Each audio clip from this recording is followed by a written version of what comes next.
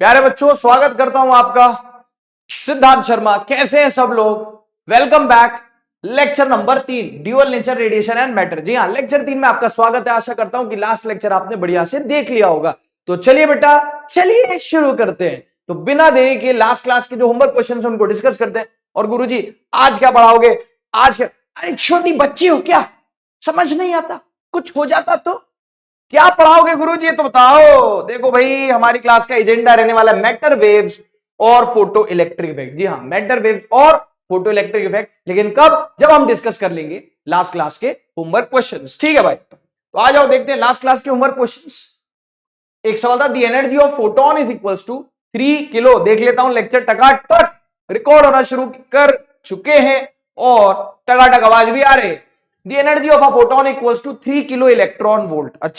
अच्छा, हमें सिखा रही है 3 किलो इलेक्ट्रॉन वोल्ट। देखो भाई, जूल होती है यूनिट एनर्जी की, एसआई वाली। इलेक्ट्रॉन वोल्ट एसआई वाली नहीं होती। बोल रहा calculated linear momentum, calculated linear momentum.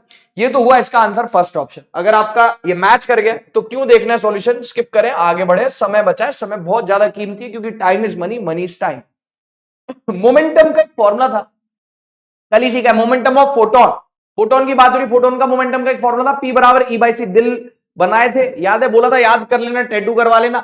P बराबर E by C. Yes sir. तो यार P बराबर E बाई सी।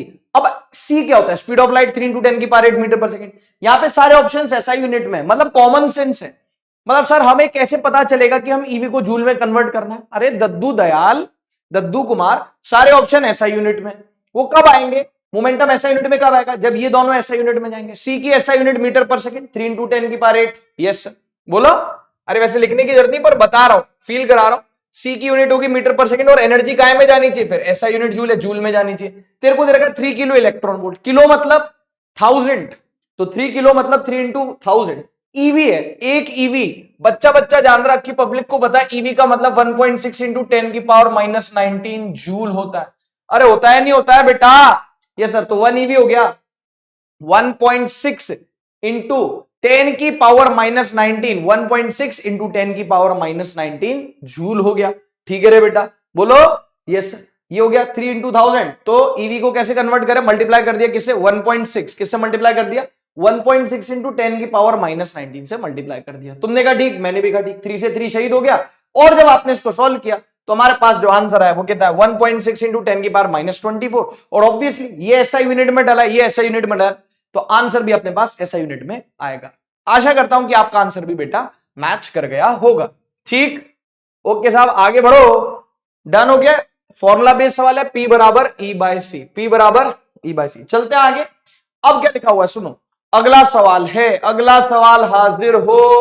शायद फोटोन काउंट पूछा है। यस सर, फोटोन काउंट पूछा है। बोला जा रहा है देखो, monochromatic light of wavelength 667 nanometre.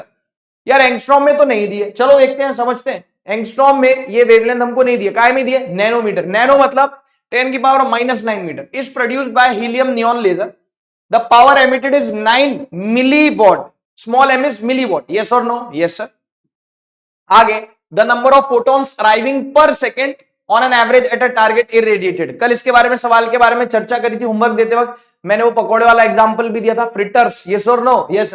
तो यार कुछ भी नहीं है, बोल रहा है नंबर ऑफ फोटॉन्स एमिटेड पर सेकंड पूछा है, फोटोन काउंट, जो कि क्या होता है? P bye E। P को रखना होता है, अगर आपको याद हो तो P को रखना होता है वॉट में, power of source. Energy of photon को रखना होता है जूल में। Yes sir. तो पावर कितना हो गया बेटा? 9 मिलीवॉट। मिली मतलब 10 की पावर माइनस 3। Yes sir. अभी हो गया एनर्जी ऑफ फोटोन। अब मैंने कहा एनर्जी ऑफ फोटोन को जूल में रखना है, तो मैं जबरदस्ती वो एंगस्ट्रॉम वाला फॉर्मूला क्यों लगाऊं? यहाँ पे नैनोमीटर में दे रखा है, पहले मैंने इसको कन्वर्ट कर लिया किसमें? मीटर में। 667 इंटू 10 की पावर माइनस 9 मीटर। अब मैंने फॉर्मूला लगाया एनर्जी ऑफ फोटोन का जूल वाला, कौन सा था? hc बाय लैम्डा, जहां पे हम hc की वैल्यू रख के वैल्यू निकाल लेते थे 2 इंटू 10 की पावर माइनस 25। कितनी थी बेटा? 2 इंटू 10 की पावर माइनस 25। 2 इंटू 10 की पावर माइनस 25 बाय वेवलेंथ। ये हो गया hc बाय लैम्डा। hc का वैल्यू याद है? 2 इंटू 10 की पावर माइनस 25 बाय लैम्डा। ये पुट कर दिया आपने मीटर में, तो जाहिर सी बात है ये अगर मीटर में पुट किया है ना, ये तो hc का वैल्यू हो गया, तो जूल में आ गया। और हमारा मकसद कब पूरा होगा? एन का वैल्यू कब सही साठ आएगा? जब ये वॉट में जाएगा और ये जूल में आएगा। वैल्यू पुट कर दी। अब हाँ सर, ये नीचे से ऊपर चला गया, ये ऊपर चला गया, देखो ना, ये ऊपर चला गया 667 इंटू 10 की पावर माइनस 9। हमने थोड़ा सा अलग करके लिख लिया 9/2। हमने थोड़ा अलग करके लिख लिया 9/2 इंटू 667, 9/2 इंटू 667 लिख लिया अलग करके। 9/2 into 667, yes sir, yes sir, 9/2 into 667 into 10⁻³ 10⁻⁹ कितना हो गया बेटा? 10⁻13। एक मिनट, अब भी ठीक करके देता हूं।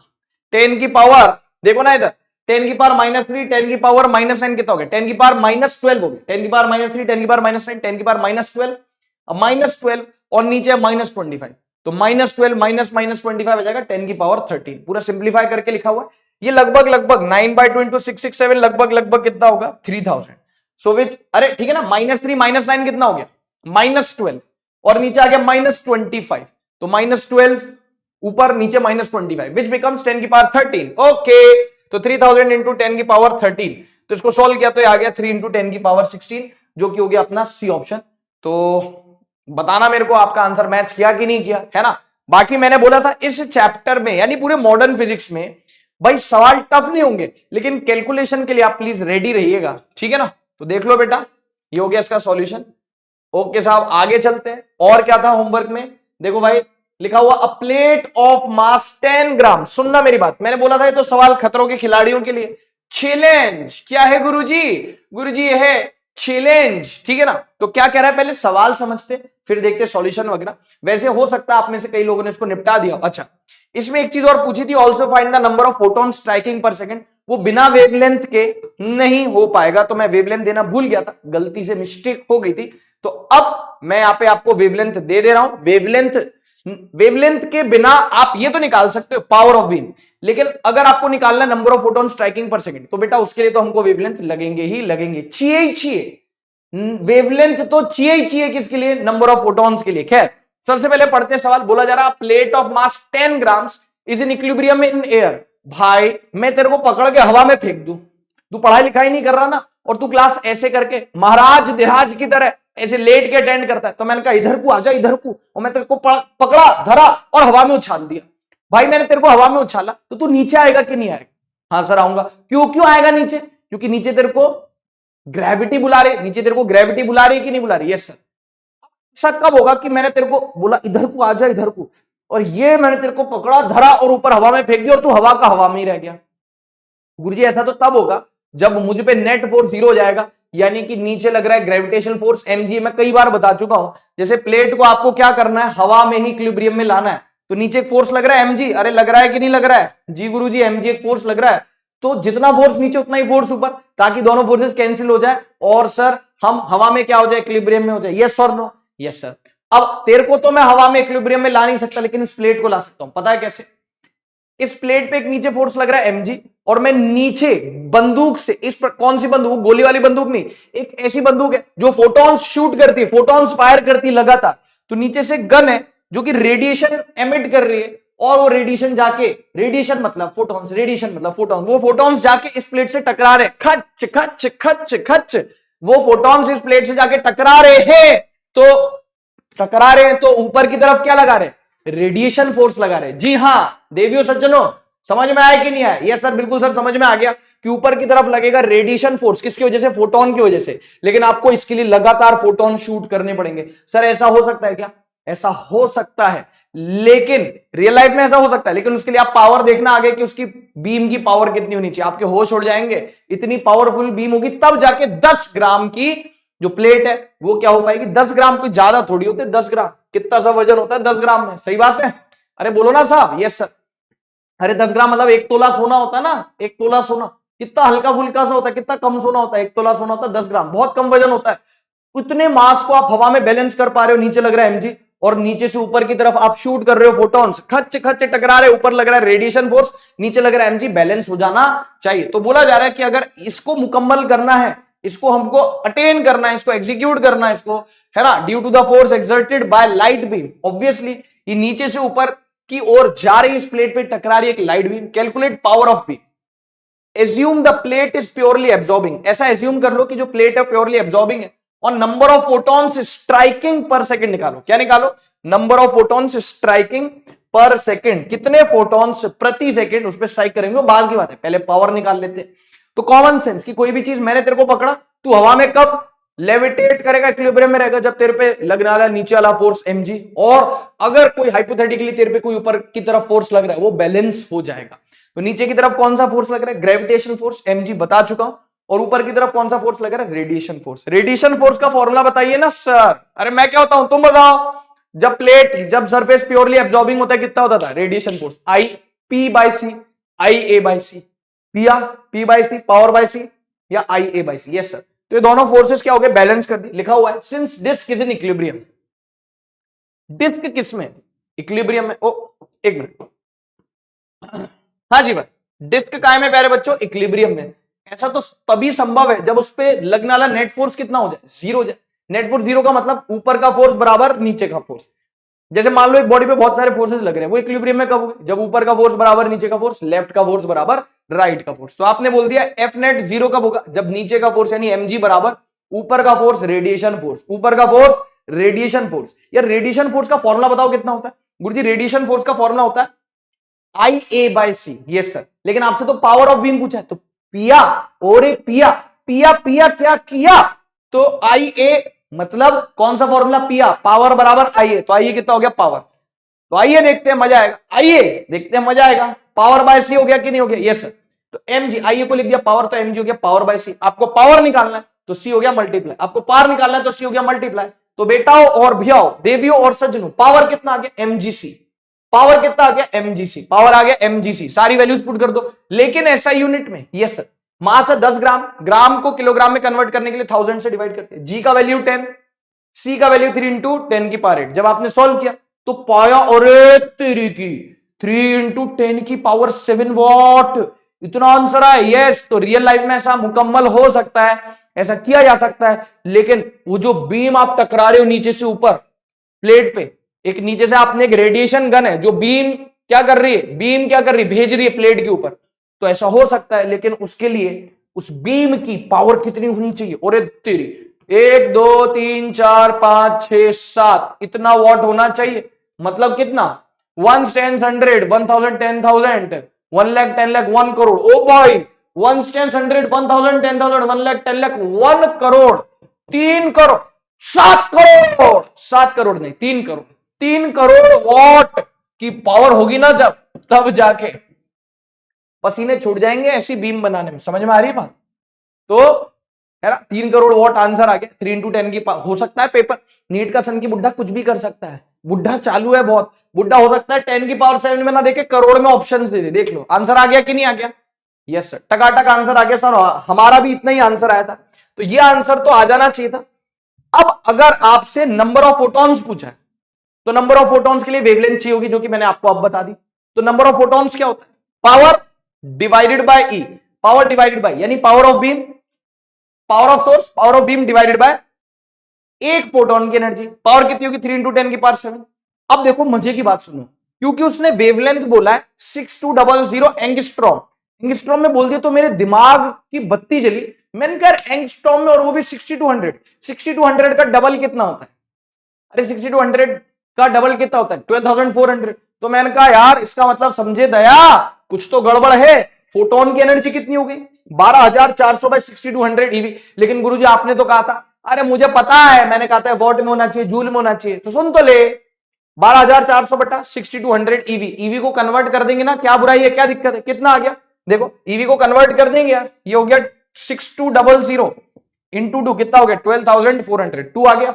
ईवी को कन्वर्ट करने के लिए किससे मल्टीप्लाई कर दिया? 1.6 इंटू 10 की पावर -19 से मल्टीप्लाई कर दिया। Yes sir. कितना आ गया? 3 इंटू 10 की पावर 7 बाई 2 इंटू 1.6 इंटू 10 की पावर -19। अब सुन, 2 इंटू 1.6 कितना हो गया? ये देख 3/2 कितना हो गया? सुन मेरी बात, 3/2 कितना हो गया? 1.5। तो 3/2 को लिख दिया 1.5, ये आ गया 1.6। 10 की पावर 7 बाई 10 की पावर -19 हो गया 10 की पावर 26। कितना हो गया? 10 की पावर 26। अब 1.5 बाय 1.6 अप्रोक्सीमेटली बराबर है। अरे 1.5 डिवाइड बाय 1.5 कितना होता? 1 होता। 1.5 बाय 1.6 भी लगभग 1 के बराबर होगा, थोड़ा सा छोटा होगा, तो मैं इसको अप्रोक्सीमेटली 1 मान लेता हूं। 1.5 बाय 1.6, तो आंसर लगभग कितना आ गया? 10 की पावर 26 फोटॉन्स पर सेकंड। ये सॉल्यूशन देख लो बेटा, टकाटक फटाफट, शाबाश। ये सॉल्यूशन देख लो, फिर आगे चलते, आगे बढ़ो। तो यार इस सवाल पे मैं कर देता हूं स्टार मार्क। वैसे टफ नहीं, लेकिन यार इस तरीके का सवाल अगर आप पहली बार देखोगे तो दिमाग जो है चकरा जाएगा, है ना, खोपड़ी भन्ना जाएगी एकदम से। बोले जे का पूछ लिया है, सारा मूड खराब कर दिया। अरे मोरी मैया जी का देख लियो, ठीक, ये देख लो, तुमने बोला ठीक, मैंने भी बोला ठीक, चलते फिर आगे यार दोस्त, देरी किस बात की। डन, ये तो डन डन। चल भाई आगे, आगे आ जा। अब क्या था, और भी कुछ था क्या? हाँ ना गुरुजी, ऐसी क्या बात है, एक लास्ट सवाल और है डिस्कशन के लिए, उसके बाद मैटर वेव शुरू कर देंगे, है ना? ओके, देखो इधर क्या बोला जा रहा है, बोला जा रहा है the intensity of direct sunlight before it passes through the earth's atmosphere is 1.4 kilowatt per metre square. बोल रहा है इंटेंसिटी दे रखी है, ठीक है, देने दो। कह रहा है if it is completely absorb वाला केस हो गया, पहला केस हो गया। Find the corresponding radiation pressure. Radiation force होता था आई ए बाई सी, और जब फोर्स नीचे चला जाता था, एरिया से डिवाइड हो जाता, फोर्स एरिया से डिवाइड हो जाता था, तो प्रेशर आ जाता था, और कितना आ जाता, आई बाई सी। तो यार रेडिएशन प्रेशर इस केस में कितना हो जाता है बेटा, कंप्लीट एब्जॉर्प्शन के केस में आई बाई सी। आई का वैल्यू कितना हो गया गुरुजी? आई का वैल्यू 1.4 किलो वॉट, और ऑब्वियसली वॉट और वॉट बाय मीटर स्क्वायर सब ऐसा यूनिट है, लेकिन किलो का हिसाब किताब तो करना पड़ेगा। तो इंटेंसिटी होगी 1.4 किलो वॉट पर मीटर स्क्वायर। तो आपने लिख दिया 1.4 किलो के लिए लिख दिया 1000, और नीचे सी से मल्टीप्लाई, मतलब सी से डिवाइड कर दिया, ऑब्वियसली 1.4 किलो मतलब 1000 से मल्टीप्लाई कर दिया, और नीचे सी आ गया, कितना आ गया, 3 इंटू 10 की पावर 8, 3 इंटू 10 की पावर 8। अब सुनो, 1.4 बाय 3, ये हो गया 10 की पावर 3, ऊपर 10 की पावर 3 हो गया ना, 1000 मतलब 10 की पावर 3, और नीचे हो गया 10 की पावर 8, तो हो गया 10 की पावर 3 बाय 10 की पावर 8, 3 माइनस 8 कितना हो गया, -5, तो आ गया 1.4 बाय 3 इंटू 10 की पावर -8। इसको थोड़ा सा ऐसे लिख सकता हूं मैं, 1.4 को लिख सकता हूं 14, लेकिन यहां पे लिखना पड़ेगा 10 की पावर -6, यस सर। 14 बाय 3 हो गया 4.7, तो 4.7 इंटू 10 की पावर -6 अपना आंसर है, न्यूटन पर मीटर स्क्वायर। ऑब्वियसली जो यूनिट होता है प्रेशर का, वो क्या होता है, पास्कल। पास्कल यानी न्यूटन पर मीटर स्क्वायर। कैसे? F बराबर पा, क्या तुम्हें याद है? F बराबर पा, F बराबर पा, फोर्स बराबर प्रेशर इंटू एरिया। F बराबर पा, फोर्स बराबर प्रेशर इंटू एरिया। एरिया नीचे गया तो प्रेशर क्या हो गया, फोर्स बाय एरिया। प्रेशर क्या हो गया, फोर्स बाय एरिया। फोर्स होता है न्यूटन, एरिया होता है मीटर स्क्वायर, तो प्रेशर का यूनिट हो गया फोर्स बाय एरिया, न्यूटन पर मीटर स्क्वायर, जिसको हम पास्कल भी बोलते हैं, पता है ना? Unit, SI unit of pressure, ये पता है कि नहीं पता है? हाँ गुरुजी पता है, ज्यादा ही हल्के में लेते हो हमको। ये होता है पास्कल, या फिर बोल लो न्यूटन पर मीटर स्क्वायर, न्यूटन पर मीटर स्क्वायर। ठीक है साहब, यस सर। चले आगे, शुरू कर दे मैटर वेव्स। जी गुरुजी शुरू कर देते हैं, बहुत बढ़िया, बहुत अच्छे, वाह वाह। चलो भाई आगे आ जाओ। देखो तो गुरुजी अब क्या पढ़ाओगे, मैटर वेव्स। इसको डी ब्रॉगली वेव्स भी बोलते हैं, ये डी ब्रॉगली साहब ने बोला था, बहुत ज्यादा आसान है, लिटरली शुरू होती ही खत्म हो जाएगा। देखो तमाशा क्या कहा है इन्होंने, मैटर वेव्स, या इसको डी ब्रॉगली वेव्स भी बोला जाता है। क्या बोला जाता है? मैटर वेव बोल लो, या प्यारे बच्चों डी ब्रॉगली वेव बोल लो, ठीक है ना, डी ब्रॉगली वेव्स। तो इसका मैटर ही खत्म कर देते हैं। सुनो इन्होंने क्या बोला, इन्होंने बोला the waves associated with moving particles are called matter waves और डी ब्रॉगली वेव्स। इन्होंने बोला कि कोई भी मूविंग ऑब्जेक्ट जो होगा, जो चलता फिरता ऑब्जेक्ट होगा, कोई भी मूविंग ऑब्जेक्ट होगा, चलता फिरता ऑब्जेक्ट होगा, उससे रिलेटेड कुछ वेव्स होंगी, उससे रिलेटेड कुछ वेव्स होंगी। अब वो अलग बात है कि उस वेव की वेवलेंथ कितनी होगी, that is totally different thing. लेकिन इन्होंने बोला कि कोई भी मूविंग पार्टिकल है, इवन मतलब आप या मैं, कोई बॉल, कोई ऑब्जेक्ट, कोई भी, जरूरी नहीं कि ये फोटोन, इलेक्ट्रॉन, प्रोटॉन, कोई भी चीज, मतलब माइक्रोस्कोपिक से लेकर के मैक्रोस्कोपिक, कोई भी चीज होगी, अगर उसके पास मोमेंटम है, मोमेंटम कैसे आएगा, वेलोसिटी की वजह से, मोशन की वजह से। तो अगर कोई बॉडी मूविंग है तो उससे जो एसोसिएटेड वेव्स होगी, उसको इन्होंने नाम दिया मैटर वेव्स या डी ब्रॉगली वेव्स, ठीक है। और बोला द वेवलेंथ, जो उस वेव की, जो मैटर वेव या डी ब्रॉगली वेव की वेवलेंथ होगी, the wavelength associated with the moving particle is known as de Broglie wavelength. ठीक है साहब, मतलब कोई भी चलती फिरती ऑब्जेक्ट के पास एक वेव होगी, डी ब्रॉगली वेव या मैटर वेव, और उसकी जो वेवलेंथ होगी उसको बोलेंगे डी ब्रॉगली वेवलेंथ। ठीक है, क्या फॉर्मूला दिया इन्होंने डी ब्रॉगली वेवलेंथ का, इसको लैम्डा डीबी भी बोलते हैं, डीबी, लैम्डा डीबी, डीबी मतलब डी ब्रॉगली, तो लैम्डा डीबी, देखना है विजिबल है क्या? हाँ सर, लैम्डा डीबी यानी डी ब्रॉगली वेवलेंथ हो गया H by P. What is H? Planck's constant, yes sir. And what is P? Momentum. Momentum अक्खी पब्लिक को बताया कि मोमेंटम होता है मास इंटू वेलोसिटी, तो एच बाय एम वी हो गया। यार ये फॉर्मूला बहुत इंपॉर्टेंट है, और ये एक नया फॉर्मूला है, और ये फॉर्मूला हम अफोर्ड नहीं कर सकते भूलना। तो वेयर पी इज मोमेंटम यानी मास इंटू वेलोसिटी, तो इस फॉर्मूले को तो याद रखना ही पड़ेगा। अब इस फॉर्मूले को याद नहीं रखेंगे तो आगे इसके जो वेरिएशंस है उसमें बड़ी दिक्कत आएगी। तो याद रख लें डी ब्रोगली वेवलेंथ होता है h बाय p, यानी h by momentum, Planck's constant by momentum. कोई भी मूविंग बॉडी, आप हो, मैं हूं, प्रोटॉन है, इलेक्ट्रॉन है, कोई मूविंग बॉल है, कोई मूविंग कार है, कुछ भी है, उससे एसोसिएटेड जो मैटर वेव होगी उसकी वेवलेंथ होगी de Broglie wavelength, that will be h by p। Okay, यानी h बाय mv। अब सुनो, ये मैं आपको 11th के कंसेप्ट के हिसाब से पहले सिखा चुका हूं, याद करा चुका हूं। याद करो, kinetic energy P square by 2m, ये मैंने आपको बोली थी, याद कर लो। रिश्ता क्या कहलाता है बिटवीन किन किन चीजों में रिश्ता है, काइनेटिक एनर्जी और मोमेंटम में जो रिश्ता है वो क्या कहलाता है?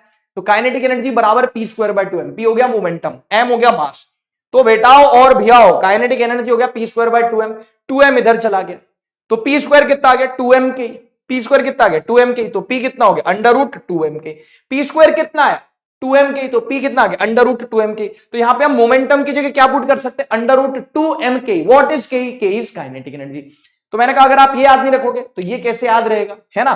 तो इसका एक वेरिएशन हो गया, इसका एक मॉडिफिकेशन हो गया, लैम्डा बराबर h by under root 2m kinetic energy, lambda बराबर h by under root 2m kinetic energy. इसको आप याद रख लो, देखो फटाफट से, फिर अपन आगे चलेंगे। कोई भी मूविंग ऑब्जेक्ट मूव कर रहा है तो उससे एसोसिएटेड कुछ वेव्स होंगी जिनको बोलेंगे मैटर वेव्स, और उनकी वेवलेंथ को बोलेंगे डी ब्रोगली वेवलेंथ। फॉर्मूला क्या है डी ब्रोगली वेवलेंथ का, बताओ फॉर्मूला क्या है? देख लो, इसको छाप लो, टकाटक याद करते चलो, याद करते चलो साथ के साथ, है ना? ये नहीं कि बाद में याद करेंगे। डी ब्रोगली वेवलेंथ का फॉर्मूला हो गया लैम्डा डी ब्रोगली बराबर h बाय p, p हो गया मोमेंटम, p यानी मोमेंटम होता है अंडर रूट 2m के, यानी under root 2 times mass into kinetic energy. तो p की जगह पुट कर दिया आपने अंडर रूट 2m के। What is m? m is mass, what is k? Kinetic energy. ये देख लो, ये देख लो फटाफट से। ठीक, तुमने बोला ठीक, मैंने भी बोला ठीक। आगे चलो, अब सुनो, याद करो मैंने तुमको इलेक्ट्रोस्टैटिक्स में बताया था कि अगर आपके पास एक चार्ज q और आप उसको, अगर आपके पास एक चार्ज q और आप उसको पोटेंशियल डिफरेंस दे दोगे v, तो उसके पास काइनेटिक एनर्जी कितनी हो जाएगी गुरुजी? q times v। यस और नो? Yes sir. लिखा हुआ है when charge q is accelerated through a potential difference v from rest. तो जो वर्क डन होता है, जो वर्क डन होता है वो क्या होता है गुरुजी? वर्क डन होता है फोर्स इनटू डिस्प्लेसमेंट, यानी चेंज इन काइनेटिक एनर्जी। और वो किसके बराबर हो जाएगा? वर्क डन किसके बराबर होता है? Change in kinetic energy. Yes sir. और वर्क डन कितना हो जाएगा? Q delta we. याद करो, पोटेंशियल डिफरेंस को डेल्टा वी बोलते थे। तुम्हें याद है कि नहीं, इलेक्ट्रोस्टैटिक्स में मैंने बताया था और मैंने कही थी बहुत इंपॉर्टेंट चीज है, फिर से बता रहा हूं, फिर से सुन लो। एक चार्ज क्यू को कुछ पोटेंशियल डिफरेंस डेल्टा वी या वी दे दोगे तो उसकी जो काइनेटिक एनर्जी हो जाएगी वो कितनी हो जाएगी गुरुजी? वो हो जाएगी क्यू वी। कितनी हो जाएगी? Q V. ये वर्क डन, ताकि कोई कंफ्यूजन ना रहे तो अभी फिलहाल मैं वर्क डन हटा देता हूं। बाकी वर्क डन क्यों लिखा? वर्क डन होता है चेंज इन काइनेटिक एनर्जी, और वर्क डन क्या होता है? Q delta we. याद करो, एक चार्ज पार्टिकल क्यू को एक पॉइंट ए से बी तक मूव कराने में पढ़ा था हमने, कितना होता है? Q delta we. तो वर्क डन आ गया चेंज इन काइनेटिक एनर्जी। तो डायरेक्टली हमने यहाँ पे काइनेटिक एनर्जी ही लिख दिया, है ना? तो ताकि कोई कंफ्यूजन ना हो, इसलिए हमने, मतलब मुझे कोई दिक्कत नहीं है ना, लिखे रहने दो, लेकिन तुम्हें प्रॉब्लम हो सकती है। क्या कर, लिखे रहने दे? हाँ गुरुजी लिखे रहने दो, हमें तो पता ही ना कि काइनेटिक एनर्जी क्या हो जाती है। चेंज इन काइनेटिक एनर्जी होता है वर्क डन, और वर्क डन क्या होता है? Q into potential difference. अब इनिशियली तो रेस्ट पे था, इनिशियली तो ये रेस्ट पे था, तो ये हो गया डेल्टा के, क्या हो गया? Kinetic energy final minus kinetic energy initial, initial हो गई 0, तो काइनेटिक एनर्जी फाइनल कितना हो गया? क्यूवी। That's it. तो काइनेटिक एनर्जी की जगह 100 बात की एक बात यार, इतना क्यों माथा पच्ची करना, इतना क्यों अपने खोपड़े को भन्ना ना। तो यहां पे इधर देख लो, काइनेटिक एनर्जी की जगह क्या पुट कर दिया रे? क्यूवी पुट कर दिया। तो अब सुन लो क्या क्या हमने फॉर्मूला पढ़ लिया, किसका? डी ब्रोगली वेवलेंथ का। लैम्डा बराबर एच बाय पी, पी हो गया अंडर रूट 2m की, तो लैम्डा हो गया h by under root 2m kinetic energy, kinetic energy की जगह पुट कर दिया क्यूवी, तो लैम्डा बराबर h by under root 2m QV. देख लो आया नहीं आया? यस सर बिल्कुल साहब आ गया। अब देखो मजे की बात, क्योंकि इस पे डायरेक्ट सवाल बनेगा, है ना? ये समझ में आ गई क्या बात? लैम्डा बराबर h बाय पी, लैम्डा बराबर h by under root 2m kinetic energy, lambda बराबर h by under root 2m kinetic energy की जगह पुट कर दिया QV. What is v? v is potential difference, v is potential difference. बोलो रे हाँ साहब। चले आगे, पहले यहां तक देख लो फिर आगे चलते हैं, यहां तक डाइजेस्ट कर लो। कर लिया? पचा लिया? Yes sir. अब सुनो, अब हमको कुछ इंपॉर्टेंट पार्टिकल्स है, चाहे चार्ज पार्टिकल्स हो चाहे अनचार्ज पार्टिकल्स हो। अच्छा एक चीज और सबसे इंपॉर्टेंट, ऐसा जरूरी नहीं है कि मैटर वेव सिर्फ चार्ज पार्टिकल्स के लिए होंगे भाई। हम मान लो अनचार्ज, कोई गेंद है, बॉल है, उसको मैंने फेंक दिया, वो मोशन में, वो अनचार्ज है, तो उससे एसोसिएटेड भी कुछ मैटर वेव होगी, उसकी भी कुछ वेवलेंथ होगी। तो डजंट मैटर कि कोई बॉडी चार्ज है या अनचार्ज है, ठीक है? अब देखो क्या लिखा हुआ है, de Broglie wavelength for some charged particles, है ना, यहां पे लिख देता हूं de Broglie wavelength for some charge particles. तो एकदम एकदम जो फेमस चार्ज पार्टिकल्स हैं जो बहुत कॉमनली यूज्ड होते हैं उनकी डी ब्रॉगली वेवलेंथ पेपर में पूछेगा। अब सुनो मेरी बात, जैसे मान लो लिखा हुआ de Broglie wavelength for some charge particle, किसकी बात हो रही है? इलेक्ट्रॉन की बात हो रही है। प्यारे बच्चों किसकी बात हो रही है? गुरुजी इलेक्ट्रॉन की बात हो रही है। तो यार एच की वैल्यू पुट करेगा क्या? पेपर में बोल दिया कि भाई किसी इलेक्ट्रॉन को वी पोटेंशियल डिफरेंस दे दिया तो उसकी क्या फाइंड आउट करो? D Broglie wavelength. तो गधों की तरह है, गधा मजदूरी करते हुए एच की वैल्यू पुट कर रहा है, और तेरी की ये तो ठीक है, मास पुट कर रहा है, ओ भैया 9.1 इंटू 10 की पावर -31। अरे मोरी मैया, क्यों पुट कर रहा है 1.6 इंटू 10 की पावर -19? फिर वो 6.634 इंटू 10 की power -34 divide by √2 into 9.1 into 10 की पावर -31 इंटू 1.6 इंटू 10 की पावर -19 इंटू वी। तू बोलेगा कि भाड़ की भट्टी में गया है सवाल, मैं तो नहीं कर रहा, इतना कैलकुलेशन करे, मेरा कद्दू करे इतनी कैलकुलेशन है, तू करेगा इतनी कैलकुलेशन नहीं। तो इसीलिए तेरे भाई ने यहां पे की पॉइंट के रूप में तेरे को डायरेक्ट इलेक्ट्रॉन के लिए, किसके लिए? इलेक्ट्रॉन के लिए। किसके लिए? इलेक्ट्रॉन के लिए एच के लिए पुट कर दी, मास ऑफ इलेक्ट्रॉन पुट कर दिया, चार्ज ऑफ इलेक्ट्रॉन पुट कर दिया, 2 से मल्टीप्लाई वगैरह करके सिर्फ वी छोड़ा, ताकि मेरा प्यारा बच्चा इसको डायरेक्टली वी की वैल्यू पुट करे और इलेक्ट्रॉन की डी ब्रॉगली वेवलेंथ निकालते। क्या बोलती पब्लिक? की पॉइंट बोलते। क्या बोलते? की पॉइंट बोलते। तो इलेक्ट्रॉन का वेवलेंथ, डी ब्रॉगली वेवलेंथ कितना हो गया? सारी वैल्यूज पुट कर कुरा के सारा काम रेडीमेड, एकदम टेलर फिट फॉर्मूला मैं तुमको दे रहा हूं। सिर्फ तुम्हें क्या पुट करने का है? सिर्फ तुम्हें क्या फेंक के मारना है? Potential difference. Yes sir. तो lambda de Broglie for electron हो गया 12.27, ये डॉट है मतलब ये वो है डेसिमल है ना, 12.27 बाय √v। लेकिन और एक बार और लेकिन ये एंगस्ट्रॉम में आएगा। काय में आएगा दोस्त? एंगस्ट्रॉम में। इसको याद करने के अलावा कोई और चारा नहीं है। समझ में आ रही बात? गुरुजी याद करवा रहे हो तो मत कर, फिर सवाल आएगा तो छोड़ देना। 4 नंबर गए तेरे हाथ से, मुझे क्या, इसमें तेरा घाटा, मेरा कुछ नहीं जाता। तेरे को तो याद करना ही पड़ेगा दोस्त, क्या करे, यही इस दुनिया की रीत है। ये दुनिया बड़ी जालिम है और इस जालिम दुनिया की यही रीत है कि आपको इलेक्ट्रॉन की डी ब्रॉगली वेवलेंथ याद करनी पड़ेगी। हे भैया 12.27 बाय √v। v क्या हो गया? पोटेंशियल। v वेलोसिटी नहीं है रे बेटा, ए बेटा v क्या है? पोटेंशियल डिफरेंस है। v क्या है? Potential difference. और अगर तू कह रहा है कि याद करना पड़ रहा है तो तू सही कह रहा है, क्योंकि अगले स्लाइड पे देख तू फिर, ठीक है ना। पेपर में थोड़ी ना ये सब करेगा, मैं कह रहा हूं मत याद कर, पेपर में कर लेगा फिर वैल्यू निकाल लेगा, कद्दू निकाल पाएगा। फिजिक्स के अलावा केमिस्ट्री भी तो करनी है, बायो भी तो करनी है। फिर इधर देख 12.27 बाय √v। अब सुन, अरे यार क्या करें यार, याद तो करना पड़ेगा यार। अरे जीवन में कुछ करना है ना मेरे भाई, तो फॉर्मूले तो याद करने पड़ेंगे ना मेरे भाई। ये हो गया फॉर प्रोटॉन, है फॉर ड्यूट्रॉन, ओहो फॉर अल्फा पार्टिकल।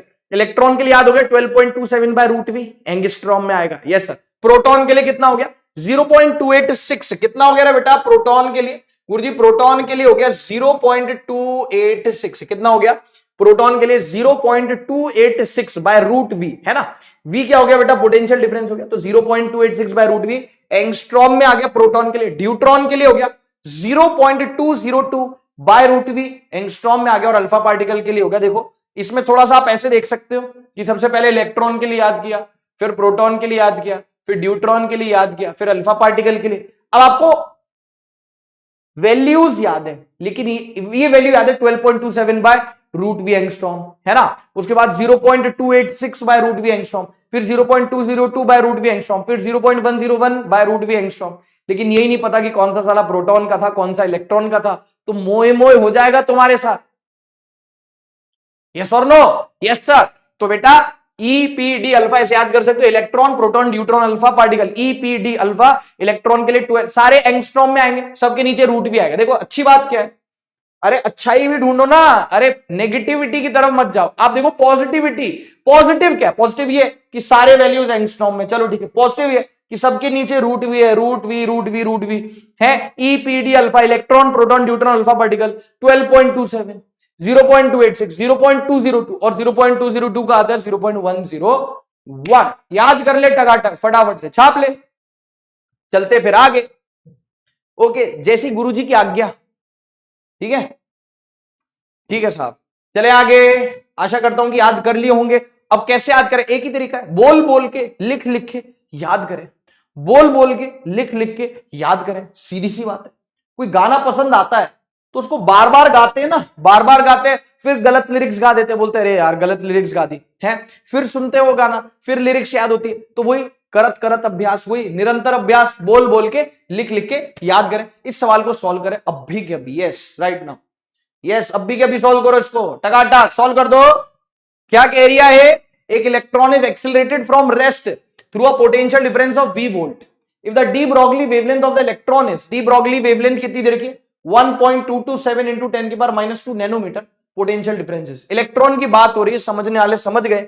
इतना मक्खन कैलकुलेशन है ना, इतना मक्खन कैलकुलेशन है ना कि मजा आ जाएगा। मजा ना आए ना तो अपना नाम बदल लेना, ठीक है। ये देखो सॉल्व करो, हाँ भाई डन, यस सर। देखो इलेक्ट्रॉन की बात की और बोला कि डी ब्रॉगली वेवलेंथ बताओ, तो दिमाग की बजी घंटी और फॉर्मूला लगाया D Broglie wavelength for electron. तो भैया ने, बड़े भैया ने एक फॉर्मूला बताया था, कहा था, हिदायत दी थी, याद रख लेना, 12.27 बाय रूट वी, लेकिन वो आया था एंगस्ट्रॉम में। कोई बात नहीं जी, कोई गल नहीं, एंगस्ट्रॉम का मतलब हो गया angstrom 12.27 by root V, angstrom का मतलब हो गया 10 की पावर -10 मीटर। क्या बोलती पब्लिक, ये सर। अब डी ब्रॉगली वेवलेंथ देख कितना रखा है, मजा ही आ गया एकदम।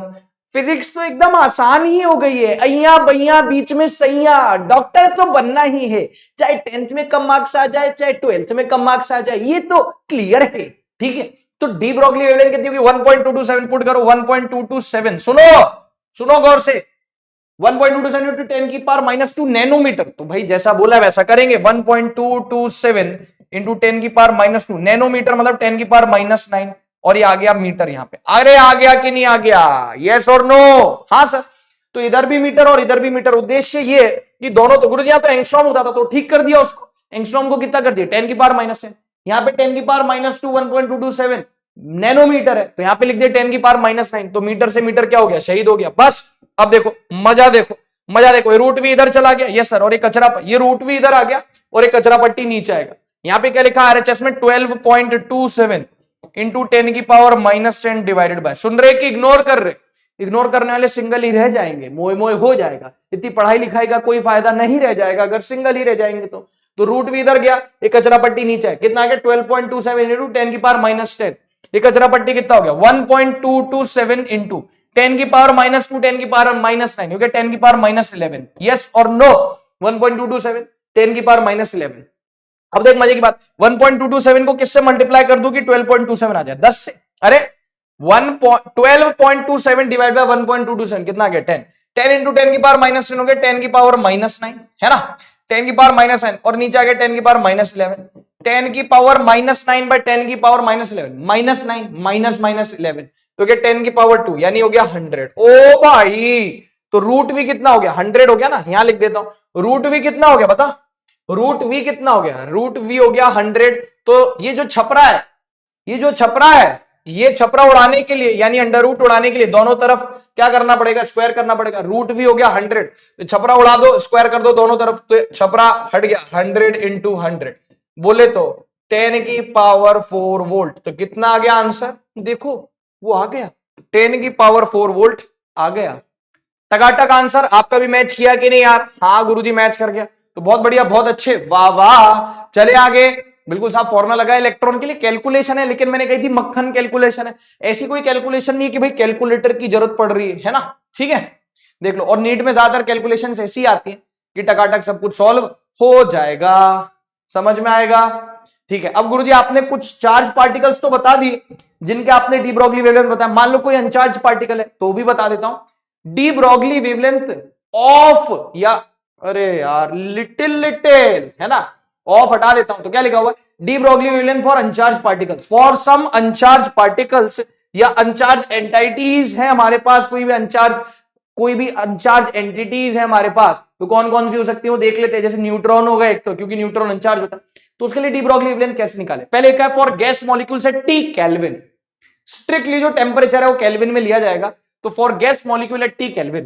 तो 11th का कंसेप्ट होता है ना, थर्मोडायनेमिक्स में केटीजी वगैरह में बताया जाता है कि किसी भी गैस का टी केल्विन पर जो काइनेटिक एनर्जी है ना वो कितना होगा, 3/2 kBT। अब सुन लो, ये 11th का कंसेप्ट है, तो इसको आप याद रख लो, सिंपल सी बात है, जो जरूरी हो तो याद रखना ही पड़ेगा। Kinetic energy for any gas, कोई भी गैस हो साला, टी केल्विन पर उसकी जो काइनेटिक एनर्जी होगी 3/2 kBT। अब व्हाट इज केबी, तो लिख देता हूं, एक नया कांस्टेंट आ गया, where KB is Boltzmann constant. हो सकता है आपने केमिस्ट्री में सुना, ये सर बिल्कुल साहब सुना है, तो बोल्ट्जमैन कांस्टेंट ये आपने सुना है केमिस्ट्री में, R/Na। अबे केमिस्ट्री वालों, आर क्या होता है, gas constant. Yes sir. Na क्या होता है, एवोगैड्रो नंबर, वही है 1.38 इंटू 10 की पावर -23 जूल पर केल्विन। क्या होता है, जूल पर केल्विन। देख लो, इसकी वैल्यू याद रखना, 1.38 इंटू 1.38 इंटू 10 की पावर -23 जूल पर केल्विन। ठीक है, ये सर, ये होता है बोल्ट्जमैन कांस्टेंट। लिख भी देता हूं, कौन होता है बेटा ये, गुरुजी होता है बोल्ट्स, एक मिनट अब भी ठीक करके देता हूं, बोल्ट्जमैन कांस्टेंट। पहले तो आप ये बोल्ट्जमैन कांस्टेंट याद करो, फिर अपन आगे चलेंगे। ठीक, यस सर, ठीक है, बोल्ट्जमैन कांस्टेंट पता होना चाहिए। अब सुनो, अब वो जो डी ब्रॉगली वेलन वाला फॉर्मूला था जिसमें काइनेटिक एनर्जी है, कौन सा, H/P, नहीं H, अच्छा H/P लेंगे नहीं, क्योंकि यहाँ पे काइनेटिक एनर्जी की बात हो रही है। और H/√2m, QV भी नहीं लेंगे, क्योंकि Q तो फिर तो चार्ज पार्टिकल के लिए होता है। तो हम कौन सा फॉर्मूला लेंगे, H/√2m Ke। यस सर, तो फॉर्मूला लगाएंगे, कौन सा फॉर्मूला लगाएंगे, H/√2m Ke। और काइनेटिक एनर्जी का फॉर्मूला कितना लगा दिया किसी गैस के लिए, काइनेटिक एनर्जी का फॉर्मूला कितना लगा दिया किसी गैस के लिए, गुरुजी 3/2 kBT। तो काइनेटिक एनर्जी पुट कर दिया 3/2 kBT, 2 से 2 शहीद हो गया, कितना आ गया, H/√3m kBT। जहां पे m क्या हो गया बच्चों, m हो गया गैस के मॉलिक्यूल का मास। यस और नो, यस सर। बेटा m क्या हो गया, गैस के मॉलिक्यूल का मास। Yes sir. Kb हो गया बोल्ट्जमैन कांस्टेंट, T हो गया टेम्परेचर इन केल्विन। तो फटाफट से ये वाला फॉर्मूला आप याद कर लीजिए, क्योंकि पेपर में पूछ सकता है। हो सकता है कि न्यूमेरिकल ना हो और ये सीधे फॉर्मूला ही पूछ ले, एक ऑप्शन में 3 ना हो, एक ऑप्शन में 2 हो, है ना, इस तरीके से कुछ तो भी बोल सकता है। तो फॉर गैस मॉलिक्यूल मैंने आपको बता दिया कितना हो गया, H/√3m kBT। ये क्या हो गया, मास ऑफ मॉलिक्यूल, है ना, mass of molecule, mass of molecule of gas, mass of molecule of gas. तो पेपर में दे रखा होगा, टी पुट होगा केल्विन में, टी पुट होगा केल्विन में। ये हो गया, यस सर, ठीक है, आगे चलो। अब सुनो, पेपर में डायरेक्ट थर्मल न्यूट्रॉन पूछ लेता है। क्या पूछ लेता है, थर्मल न्यूट्रॉन बोल देगा कि भाई थर्मल न्यूट्रॉन इस फला वाला टेम्परेचर पर उसका डी ब्रॉगली वेवलेंथ बताओ। तो उसकी भी काइनेटिक एनर्जी जो होगी थर्मल न्यूट्रॉन की, वो होगी 3/2 kBT। कितनी होगी, 3/2 kBT। फिर वही जैसा उसका जो फॉर्मूला है, सेम टू सेम इसका भी फॉर्मूला आएगा। ये न्यूट्रॉन है, थर्मल न्यूट्रॉन, इसकी काइनेटिक एनर्जी भी होगी 3/2 kBT। फिर वही पुट किया H/√, अरे यार दद्दू दयाल, लैम्डा बराबर H/√2m Ke। Ke की जगह क्या पुट कर दिया मेरे प्यारे बच्चों, मेरे लाडले बच्चों, छोटे भाई बहनों, सहपाठियों, शहजादों, काइनेटिक एनर्जी का वैल्यू क्या पुट कर दे, 3/2 kBT। 3/2 पुट गया, 2 से 2 शहीद हो गया, कितना आ गया, 3m kBT, सेम जो पीछे आया था। अब क्योंकि न्यूट्रॉन है तो न्यूट्रॉन, अब कौन सी गैस होगी तो m मुझे पता थोड़ी हो, तो निर्भर करेगा कौन सी गैस होगी। लेकिन यहां पे जो न्यूट्रॉन की बात हो रही है, तो h की वैल्यू मुझे पता है 6.634 इंटू 10 की पावर -34। m की वैल्यू पता है मुझे, न्यूट्रॉन का मास प्रोटॉन के मास के बराबर 1.67 इंटू 10 की पावर -27 kg। यस सर, वो पुट कर दिया। Kb मुझे पता है, Kb क्या है बेटा, बोल्ट्जमैन कांस्टेंट 1.38 इंटू 10 की पावर -23। सब पुट कर दिया। पेपर में कौन पुट करेगा, कद्दू। h की वैल्यू पुट कर दी 3, मास ऑफ न्यूट्रॉन, और ये हो गया आपका बोल्ट्जमैन कांस्टेंट। सब पुट कर करा के जो वैल्यू आया वो आया 25.6 एंगस्ट्रॉम, 25.6 एंगस्ट्रॉम बाय √T। तो अब ये आपके पास टेलर मेड रेडीमेड एक फॉर्मूला है, सिर्फ टेम्परेचर पुट करना, लेकिन काय में पुट करना बेटा, सावधान, सतर्क और सुरक्षित रहिए, नहीं तो सावधानी हटी और सब्जी पूरी बटी हो जाए। तो ये किसके लिए हो गया, थर्मल न्यूट्रॉन के लिए हो गया। वैसे फॉर्मूला क्या, अरे वैसे टकाटक फॉर्मूला है, मान लो सिर्फ ये फॉर्मूला ही पूछ रहा है तो बता देना कितना, H/√3m kT। यस सर, लेकिन सारी वैल्यूज पुट कर दी फॉर न्यूट्रॉन, तो आ गया 25.6 बाय √T, और ये आएगा एंगस्ट्रॉम में, जहां पे टेम्परेचर पुट होगा केल्विन में। तो प्लीज स्मरण रहे, इस बात को कंठस्थ कर ले, गांठ बांध ले इस चीज की। क्या बांध ले गुरुजी, गांठ बांध ले, है ना, कि केल्विन में पुट होगा टेम्परेचर, को याद कर लो। आगे चलते टकाटक सवाल करवाता हूं, देखो मजेदार एकदम। ठीक, तुमने कहा ठीक, मैंने भी कहा ठीक, चलो आगे।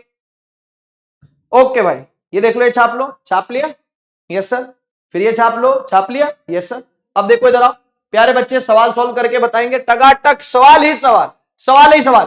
चलो भाई देखते हैं। The wavelength lambda of de Broglie wave associated with an electron accelerated through a potential difference of E. अबे ये तो सिंपल फॉर्मूला ही पूछ रहा है, क्या होता है फॉर्मूला, लैम्डा बराबर h by under root 2m और काइनेटिक एनर्जी क्या हो गया, काइनेटिक एनर्जी हो गया q इंटू वी, और इलेक्ट्रॉन का चार्ज कितना हो गया E, और पोटेंशियल डिफरेंस हो गया V, तो आ गया h by under root 2m ev। ले भाई डी ऑप्शन आ गया। क्या सवाल है, सड़ेला एकदम है, फॉर्मूला ही पूछ लिया और कुछ नहीं तो है, बोलो हो गया ना। यस सर, डी ब्रॉगली बेटा h बाय mv थोड़ी होगा, वो mv मास इनटू वेलोसिटी होता है, पोटेंशियल डिफरेंस नहीं होता है ना। और ये तो कोई फॉर्मूला ही नहीं है, ये वाला अंडर रूट तो आएगा इसे। अभी अंडर रूट में m ev कहां से आ गया, h by under root 2m, kinetic energy हो गया qv यानी ev, तो h by under root 2m ev, ये हो गया सर। बहुत बढ़िया, बहुत अच्छे, वाह वाह। चलो आगे चलो। ये कह रहा है de Broglie wavelength of neutron in thermal equilibrium with heavy water at temperature and mass ms। बताओ, बेवकूफ बनाया तुमको, न्यूट्रॉन और थर्मल इक्विलिब्रियम दिख गया, थर्मल न्यूट्रॉन, जैसे इसने न्यूट्रॉन बोला थर्मल इक्विलिब्रियम, थर्मल न्यूट्रॉन क्या बताया था फॉर्मूला, वैसे तो एक वो डायरेक्ट फॉर्मूला बताया था, उसकी अभी जरूरत नहीं है, तो फॉर्मूला पूछ रहा है h by under root 3m के T, h by under root 3m के टी था कि नहीं था, यस सर। तो ये हो गया अपने पास h by under root 3m के T, first option is the answer. टकाटक चले आगे, बिल्कुल साहब आगे चलते, आगे बढ़ो। अब ये सवाल मेरे प्यारे बच्चे सॉल्व करेंगे अभी के अभी, यस राइट नाउ, सॉल्व करिए, go for it. A proton accelerated through a potential difference of 100 V, यानी 100 volt, has de Broglie wavelength lambda naught. The de Broglie wavelength of an alpha particle accelerated through 800 voltage. चलो फटाफट से बताओ क्या आएगा answer. जी हाँ, बताइए। मैं आ जाऊं, यस सर। देखो भाई, तो डी ब्रॉगली वेवलेंथ की बात कर रहा है, किसकी बात कर रहा है, de Broglie wavelength of alpha particle accelerated through 800 volt. Proton का डी ब्रॉगली वेवलेंथ बोल रहा है लैम्डा नॉट है, प्रोटॉन का डी ब्रॉगली वेवलेंथ बोल रहा है लैम्डा नॉट है, पोटेंशियल डिफरेंस कितना दे दिया 100। सबसे पहले मैं स्वीट एंड सिंपल फॉर्मूला लगाऊंगा, कौन सा, लैम्डा बराबर h by under root 2m kinetic energy, क्योंकि दोनों चार्ज पार्टिकल है, चाहे प्रोटॉन या अल्फा पार्टिकल, तो लिख दिया q और ये लिख दिया पोटेंशियल डिफरेंस। ठीक है, अब एक बार लिखा किसके लिए बेटा, प्रोटॉन के लिए, पहले लिख दिया प्रोटॉन, किसकी बात हो रही है, प्रोटॉन का डी ब्रॉगली वेवलेंथ कितना है, लैम्डा नॉट, यस सर। तो यहां पे मासेस रख देंगे, प्रोटॉन का मास रख देंगे, कितना हो गया, लैम्डा नॉट हो गया, प्रोटॉन का मास को m मान लेता हूं, मास ऑफ प्रोटॉन को कितना मान लिया गुरुजी, m मान लिया, यस सर। तो हो गया under root 2m। Charge of proton कितना होता है, E, मैंने आपको टेबल बनवाई थी, H11 H21 H31, proton neutron triton alpha particle, yes sir. Mass हो गया था sir m 2m 3m 4m, और चार्ज हो गया था E2E। बेटा प्लीज यार ऐसे मत कर यार बेटा, ए बेटा बताया कि नहीं बताया, यस सर बिल्कुल सर बताया। तो मास हो गया m और चार्ज हो गया इलेक्ट्रॉन बोल रहा, प्रोटॉन का चार्ज कितना हो गया E, और पोटेंशियल डिफरेंस कितना हो गया V, कितना देर का 100 वोल्ट, तो यहाँ पे 100 पुट कर दिया, सही है क्या, यस सर टकाटक। अरे 100 वोल्ट हो गया ना भाई, तो 100 पुट कर दिया। अब किसकी बातचीत हो रही है, अब किसकी बात हो रही है गुरुजी, अब बात कर रहा है अल्फा पार्टिकल की, तो अल्फा पार्टिकल के लिए आपने लिख दिया लैम्डा यानी D Broglie wavelength for alpha particle कितना हो गया, h बाय, वही फॉर्मूला लगाएंगे अंडर रूट 2mqv, यहां पे सारी वैल्यूज पुट कर देंगे, तो लैम्डा फॉर अल्फा पार्टिकल हो गया h by under root 2। Mass of alpha particle देखो H11 H21 H31 alpha particle, hydrogen मतलब proton deuteron triton alpha particle, m2m 3m 4m, तो इसका मास हो गया 4m। अगर आपको याद हो, टेबल याद होनी चाहिए, इलेक्ट्रोस्टैटिक्स में भी याद करवाई थी, जी हाँ, और मैग्नेटिज्म में भी याद करवाई थी, 2-3 बार तो ऑलरेडी याद करवा चुका हूं।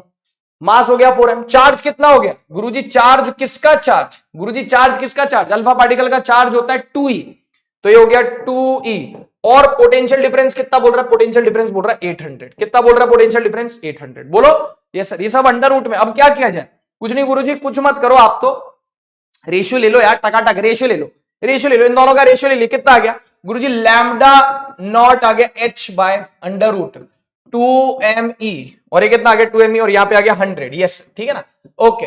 और लैम्डा फॉर अल्फा पार्टिकल कितना आ गया गुरुजी, h by under root of 2, और मास हो गया 4m की, यस सर मास हो गया 4m, चार्ज हो गया 2e, और आ गया 800 वोल्ट, तो हो गया 4m 2e, और ये आ गया 800, टकाटक रेशियो ले लिया जाए, क्या ले लिया जाए बेटा, रेशियो ले लिया जाए, भियाओ और बेटाओ, ठीक है, ये ले लिया अपन ने रेशियो। क्या है आंसर बताओ रेशियो लेके, गुरुजी आंसर है अपने पास lambda not by lambda of alpha, अरे रेशियो ले लिया ना, क्या आया lambda not by lambda alpha, yes sir. कितना आ गया देखो, हाँ गुरुजी पता ही, ऊपर जाके ऊपर चला जाएगा, चला जा, कितना आ गया h बाय अंडर रूट, कोई बात नहीं, बार बार लिखना पड़ रहा है, कोई दिक्कत नहीं, ये ऊपर चला गया, ऊपर चला गया ना, उल्टा हो गया। तो ये जो कचरा पट्टी ऊपर आ गई कितनी, 2 into 4m into 2e into 800 और h आ गया रे नीचे। यस सर, h से h क्या हो गया बेटा, शहीद हो गया।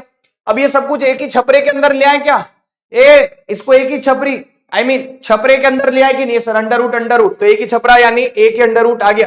कितना आ गया, 2 into 4m into 2e into 800। शाबाश, ये कितना आ गया, 2 into m into e into 100।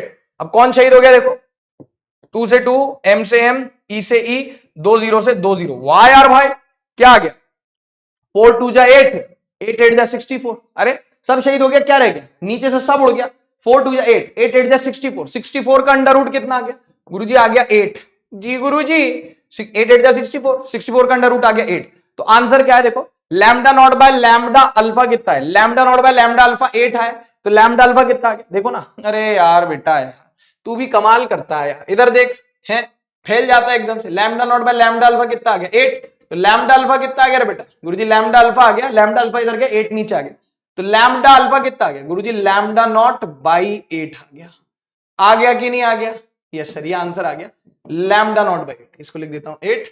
Option है क्या, नहीं तो बेइज्जती हो जाएगी। लैम्डा नॉट बाई 8 बिल्कुल है साहब, टकाटक ऑप्शन है, फोर्थ ऑप्शन है, सही है।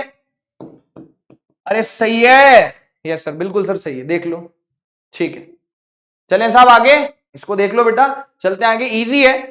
अरे इतना कैलकुलेशन तो बेटा जीवन में करना ही पड़ेगा ना यार, है ना, इतना कैलकुलेशन तो जीवन में करना ही पड़ेगा ना भैया। ये देख लो, दो बार, एक बार इसके लिए फॉर्मूला लगाया, किसके लिए, प्रोटॉन के लिए। ये किसके लिए बच्चों, प्रोटॉन के लिए, उसका दे रखा है आपको D Broglie wavelength lambda naught, और एक बार लगा दिया अल्फा पार्टिकल के लिए, दोनों को डिवाइड कर दिया। देख लो, ये कैलकुलेशन तो करना ही पड़ेगा, ठीक। ओके, चलते हैं आगे बेटा। ओके, शाबाश, बहुत बढ़िया। इसको सॉल्व कर लो यार बेटा। यस, इसको ए भाई सही हो जाना, इसको सॉल्व करो यार। हाँ भाई, हो गया डन, मैं आ जाऊं। यस सर, देखो क्या कह रहा है, अरे यार बहुत आसान है, सिर्फ और सिर्फ रेशियो लेना है यार। क्या कह रहा है देखो, बोल रहा था de Broglie wavelength of neutron, अच्छा neutron corresponding to root mean square speed at 927 degree Celsius is lambda. बेवकूफ बना रहा है तुमको, ये रूट मीन स्क्वायर की स्पीड, और ये फालतू बात कर रहा है यार, सीधी सी बात है, रूट मीन स्क्वायर छोड़ो। बोल रहा है डी ब्रॉगली वेवलेंथ किसका, न्यूट्रॉन का, 927 डिग्री सेल्सियस लैम्डा। तो यार इग्नोर करो, जैसे तुम्हारी एक्स ने तुमको अब इग्नोर करना शुरू कर दिया, तुम भी अब इस रूट मीन स्क्वायर स्पीड को इग्नोर करो और देखो कि न्यूट्रॉन है। Yes sir, D Broglie wavelength है, यस टेम्परेचर दे रखा है लेकिन डिग्री सेल्सियस में, तो केल्विन में कन्वर्ट करेंगे। कितना दे दिया, वो दे दिया लैम्डा। कह रहा है what will be the de Broglie wavelength of neutron corresponding to root mean square speed at 27 degree Celsius. फालतू बात कर रहा है आपको, उसने बोल दी 927 डिग्री सेल्सियस पर वेवलेंथ लैम्डा न्यूट्रॉन का, तो 27 डिग्री सेल्सियस पर क्या होगा। तुमने कहा ठीक, मैंने भी कहा ठीक। मैंने कहा लैम्डा किसी इलेक्ट्रॉन के लिए कितना, इलेक्ट्रॉन बोल रहा, न्यूट्रॉन के लिए कितना होता है गुरुजी, h by under root 3 into mass of neutron K B T. अब देख यार भाई, सब कुछ तो कांस्टेंट है यहाँ पे, सब कुछ तो कांस्टेंट है, h फिक्स है, m फिक्स है, k भी फिक्स है, तो लैम्डा किसके इनवर्सली प्रोपोर्शनल हो गया रे बेटा गुरुजी। हम बोल सकते हैं कि lambda is inversely proportional to root T, yes और नो। हाँ सर, रूट में आ रहा ना टी, तो लैम्डा किसके इनवर्सली प्रोपोर्शनल हो गया, रूट टी। तो क्या मैं कह दूं नेक्स्ट स्लाइड पे कि भाई रेशियो ले ले, lambda inversely proportional to root T, तो मैं लिख दूं लैम्डा 1 बाई लैम्डा 2 बराबर, अरे इनवर्सली प्रोपोर्शनल है, यहाँ पे लैम्डा 1 है तो इधर हो गया रूट टी, यहाँ लैम्डा 2 है तो यहाँ हो गया रूट T2। इसको एक ही छपरे के नीचे ले लो, under root T2 by T1। पहले बताया समझ में आया कि नहीं आया, यस। क्यों, ऐसा तो हम हजारों बार कर चुके, lambda is inversely proportional to root T, बिल्कुल सर। तो lambda is inversely proportional to root T, तो रेशियो ले लो, लैम्डा 1 तो यहाँ पे रूट T1, लैम्डा 2 तो यहाँ पे रूट T2, उल्टा होना चाहिए ना, यस सर। तो एक ही छपरे के नीचे ले लिया। अब देखो यार, इनिशियली वेवलेंथ कितना आपके पास 927 डिग्री सेल्सियस है, तो वेवलेंथ लैम्डा है। तो आपने कहा टेम्परेचर 1 कितना ले लूं, टेम्परेचर 1 कितना ले लूं 9, अभी डिग्री सेल्सियस में लिख दूं कोई बात नहीं, बाद में देखी जाएगी। और टेम्परेचर 1 मतलब इनिशियल, 2 मतलब फाइनल, हमेशा 1 को इनिशियल माने 2 को फाइनल माने। इनिशियल टेम्परेचर है 927 डिग्री सेल्सियस, फाइनल टेम्परेचर है 27 डिग्री सेल्सियस। कितना है बेटा 27 डिग्री सेल्सियस, यस सर। इसको अपन कन्वर्ट कर लेंगे केल्विन में, कोई दिक्कत नहीं। इनिशियल वेवलेंथ कितनी है गुरुजी, इनिशियल वेवलेंथ है लैम्डा, अरे इनिशियल वेवलेंथ कितनी है lambda 1, initial wavelength lambda 1, initial wavelength है लैम्डा, लैम्डा 2 पूछ रहा है कितना होगा, निकाल लेते हैं।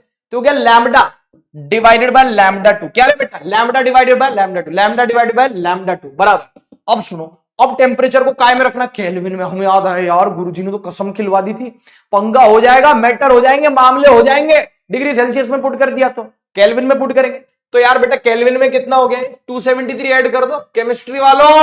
ओ केमिस्ट्री वालों, ये तो फिजिक्स में भी सिखा है, केमिस्ट्री में तो करती है। डिग्री सेल्सियस को केल्विन में कैसे कन्वर्ट करते हैं 273 ऐड करके। तो इसको ऐड कर दिया 27 में 273 कितना आ गया 300 केल्विन। जी गुरुजी। इसमें आपने क्या कर दिया 927 में क्या ऐड कर दिया 273 कितना आ गया बेटा 1200 केल्विन आ गया कि नहीं आ गया। Yes sir.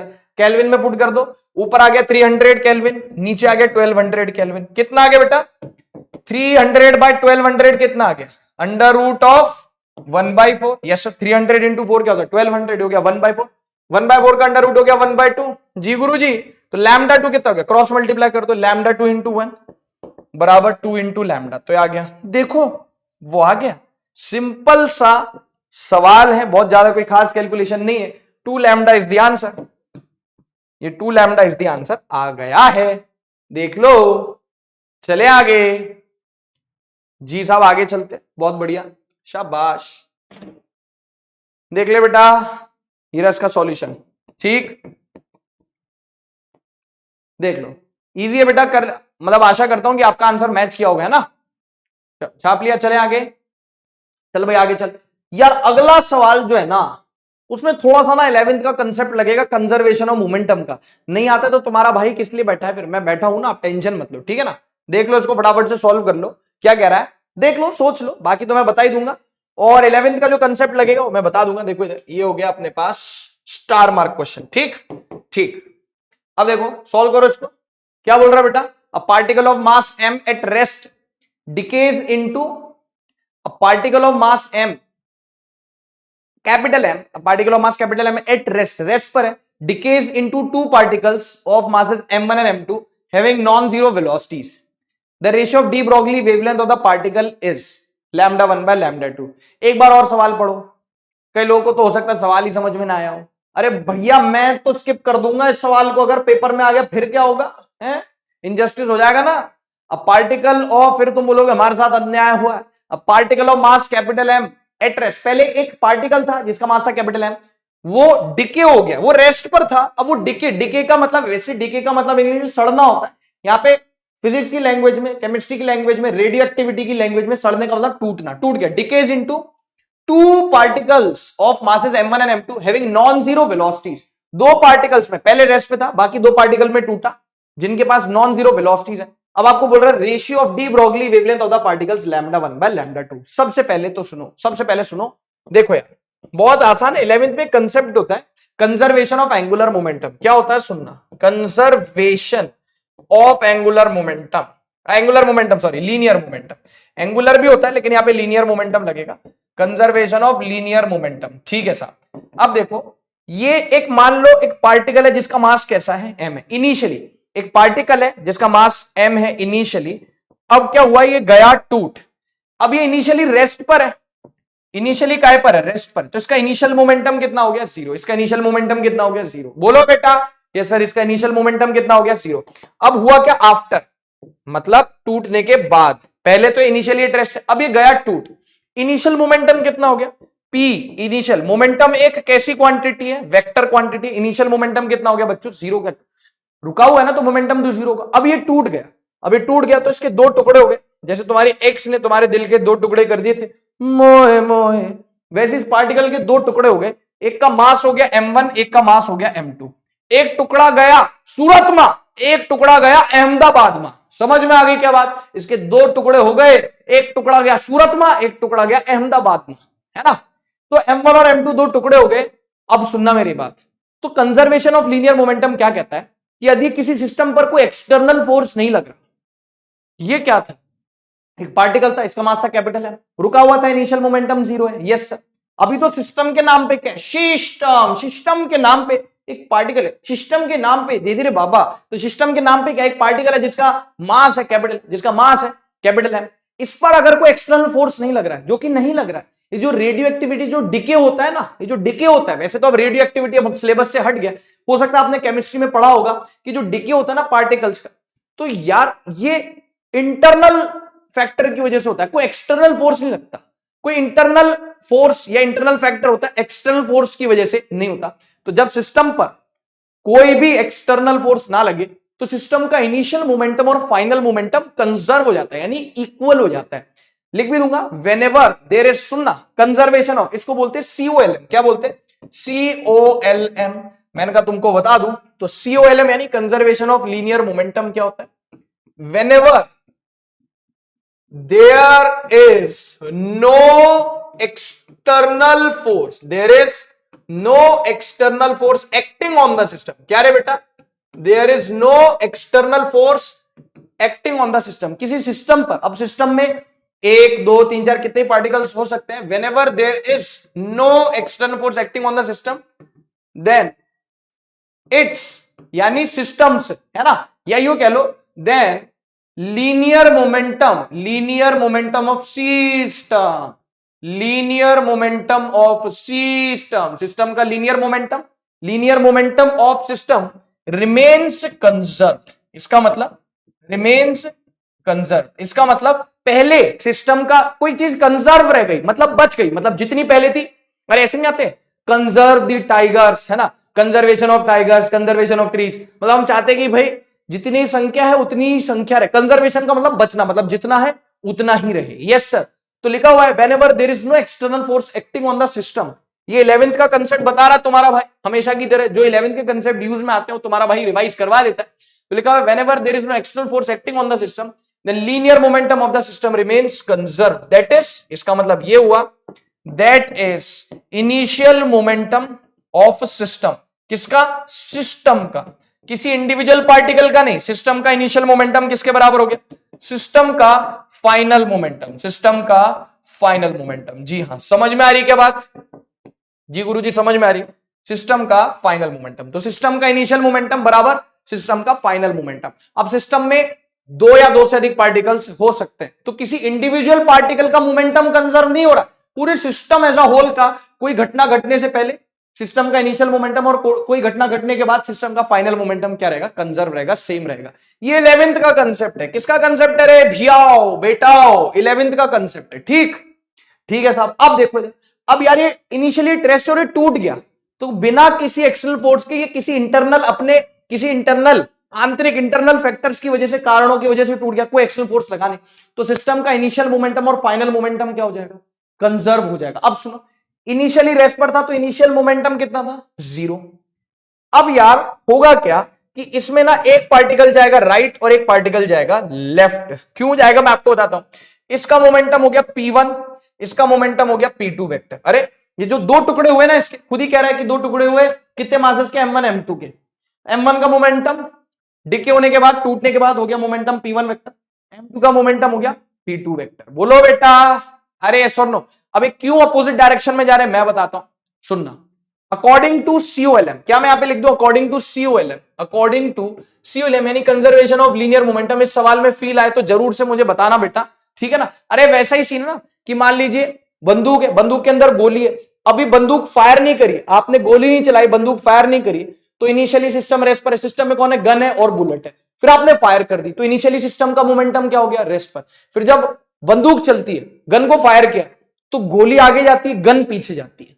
This is due to conservation of linear momentum. ये वैसा ही सीन है कि मान लो ये गन और बुलेट हो गया, फिर फायर किया, तो अगर बुलेट आगे जा रही, गन पीछे जा रही, क्यों जा रही है मैं बताता हूं। अकॉर्डिंग टू COLM यानी conservation of linear momentum, system का इनिशियल मोमेंटम, किसका? सिस्टम का, बराबर सिस्टम का फाइनल मोमेंटम, किसका? सिस्टम का। ओके, अब देखो, अब इस सिस्टम के नाम पे क्या था? पहले कुछ भी नहीं था, एक पार्टिकल था और भी रेस्ट पर था, तो इनिशियल सिस्टम का मोमेंटम 0 हो गया, ये आपने लिख दिया 0, बराबर। सिस्टम का फाइनल मोमेंटम कितना हो गया? गुरुजी अभी मुझे नहीं पता कि अपोजिट डायरेक्शन में जाएंगे। मैंने कहा एक का मोमेंटम हो गया P1 वेक्टर, एक का हो गया P2 वेक्टर, तो दोनों का वेक्टर सम कर दिया। सिस्टम का फाइनल मोमेंटम कितना हो गया? अरे मुझे नहीं पता, मान लो कि दोनों अपोजिट में जा रहे हैं कि सेम डायरेक्शन में जा रहे हैं। मैंने कहा एक का मोमेंटम, मुझे क्या पता, मुझे पता एक का मोमेंटम हो गया P1 वेक्टर, एक का मोमेंटम हो गया P2 वेक्टर। ठीक है गुरुजी, यस सर। अब देखो ये हो गया आपके पास P1 vector plus P2 vector. अब आपने कहा इनिशियल मोमेंटम 0 सिस्टम का, और सिस्टम का फाइनल मोमेंटम कितना? P1 vector plus P2 vector. तो जब आपने सॉल्व किया तो एक, अरे इधर चला गया ना, तो हो गया P1 वेक्टर कितना हो गया? Minus P2 vector. अब ये माइनस P2 क्या दर्शा रहा है? माइनस वेक्टर क्या दर्शा रहा है? सुनो, माइनस दर्शा रहा है कि दे मूव इन, नेगेटिव का मतलब है, देखो जैसे मैं बोल दूं ए वेक्टर बराबर माइनस बी वेक्टर, इसका मतलब सुनो, इसका मतलब होता है कि दोनों वेक्टर का मैग्नीट्यूड सेम है लेकिन डायरेक्शन अपोजिट है। एक वेक्टर है ए वेक्टर, एक वेक्टर है बी वेक्टर, अगर मैं लिख दूं ए वेक्टर बराबर बी वेक्टर, बराबर बी वेक्टर, तो बोलेंगे मैग्नीट्यूड भी सेम डायरेक्शन भी सेम। लेकिन ऐसे लिख दिया ए वेक्टर बराबर माइनस बी वेक्टर, तो हम बोलेंगे मैग्नीट्यूड सेम लेकिन डायरेक्शन अपोजिट है। तो P1 वेक्टर बराबर minus P2 vector, magnitude same direction opposite, magnitude same direction opposite. बोलो आ गई बात समझ में? यस सर, डायरेक्शन अपोजिट, पर मैग्नीट्यूड तो क्या हो गए? सेम हो गए। मैग्नीट्यूड तो क्या हो गए? सेम हो गए। पहले आप यहां तक की बात डाइजेस्ट कर लो, तब मैं आगे चलूंगा, है ना। एक मिनट, एक ग्रे से करते हैं, आप यहां तक की बात आराम से डाइजेस्ट कर लो, ठीक है। फिर सवाल तो आराम से हो ही जाएगा, मतलब उसमें कोई दो राय वाली बात नहीं है। मैं आपको सबसे पहले ये दिखा देता हूं, एक इधर चल भाई, मतलब देख ले इसको, पढ़ ले एक बार, है ना। अरे ठीक है क्या बेटा? बिल्कुल साहब, एकदम ठीक है, टकाटक, ओके। ये देख लिया, इधर देखो, अब कंजर्वेशन ऑफ लीनियर मोमेंटम, ये रेस्ट पर था, ऐसा बम की तरह मान लो, एक बम है, सूतली बम है। अब ठीक है, आपने बाहर से उसमें आग लगा दी, चिंगारी दे दी, लेकिन वो फट तो अपने अंदर की केमिकल एनर्जी की वजह से ही रहा है। यस सर, तो एक बम है, रखा हुआ, इनिशियल मोमेंटम 0, मान लो फट गया, दो टुकड़े हो गए, अब कम से कम दो टुकड़े तो होंगे, दो टुकड़े हो गए, तो एक टुकड़ा जिधर जाएगा दूसरा टुकड़ा उसके अपोजिट जाएगा। तीन, तो दो टुकड़े हो गए तो P1 वेक्टर P2 वेक्टर, तीन टुकड़े हो गए तो P1 vector P2 vector P3 vector.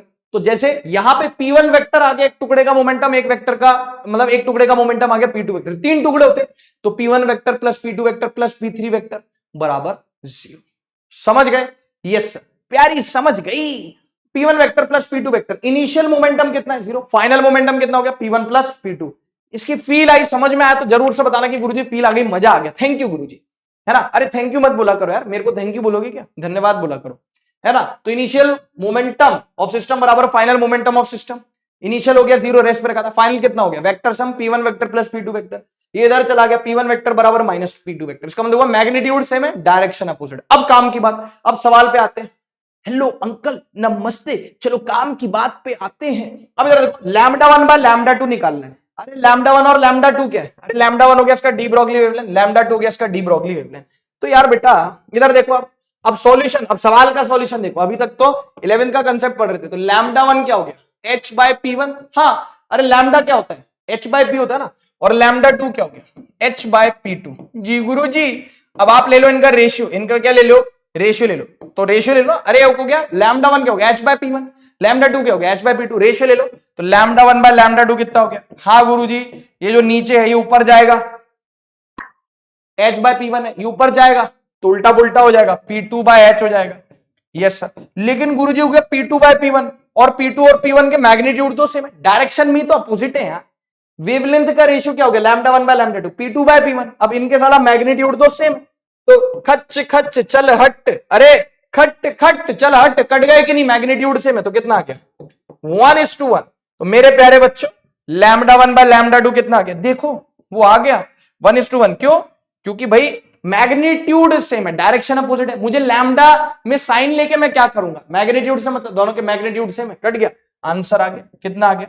इसको हम स्टैंडर्ड रिजल्ट की भी तरह याद रख सकते हैं कि एक पार्टिकल है रेस्ट पर, मान लो उसके दो टुकड़े हो गए, लेकिन दो टुकड़ों के लिए वेट है, दो टुकड़े हो गए, एक टुकड़े का वेवलेंथ λ1, एक टुकड़े, तीन टुकड़े के लिए बोलेगा भी, एक टुकड़े का वेवलेंथ λ1, एक टुकड़े का वेवलेंथ λ2। तो λ1 और λ रेस्ट पर था, दो टुकड़ों में टूट गया, मूव कर रहा है, एक का मूव कर रहा है, तो एक का डी ब्रोगली वेवलेंथ λ1, एक का डी ब्रोगली वेवलेंथ λ2। ठीक है सर, तो λ1 बाय λ2 का रेशियो क्या आएगा? 1:1 आएगा। टकाटक टकाटक टकाटक, ओके। ये देख लो बेटा, फटाफट से सॉल्यूशन देख लो इसका, ठीक है। यस सर, शाबाश, आगे बढ़ो, आगे चले प्यारे बच्चों। यस सर, आगे चलते, आ जाओ फटाफट से। अब यार ये सवाल है, इस पे मैं लगा रहा हूं स्टार मार्क, इस पे मैं लगा रहा हूं स्टार मार्क, और ये सवाल आपको सॉल्व करना है, लेकिन ये सवाल आपको चैलेंज के रूप में दिया जा रहा है। मतलब हे हिम्मत आएगा, अरे ऐसे चैलेंजिंग सवाल दिए जाने चाहिए, एक जोश, एक जुनून, एक जज्बा बना रहता है कि यार देखें कितने लोगों से सॉल्व होगा, कितने लोगं से नहीं होगा। वैसे बहुत ज्यादा टफ नहीं है, लेकिन ये जो सवाल है ये चैलेंज है, एंड ओनली फॉर खतरों के खिलाड़ी। जिसने सॉल्व कर लिया उसको मेरी तरफ से ढेर सारा भर भर के आशीर्वाद। आशीर्वाद की तो बहुत ज्यादा जरूरत है बेटा। ये सब 51 रुपए, 21 रुपए का रिचार्ज, 10 रुपए की चॉकलेट है, 20 रुपए की टॉफी, इन सबसे बड़ा है आशीर्वाद, है ना? सही है, ले देख ले बेटा, है ना? मतलब ये होमवर्क में करेगा तू, ये काय में करेगा? होमवर्क में। देखते कितने लोग इसको कर पाएंगे। चैलेंज ओनली फॉर खतरों के खिलाड़ी।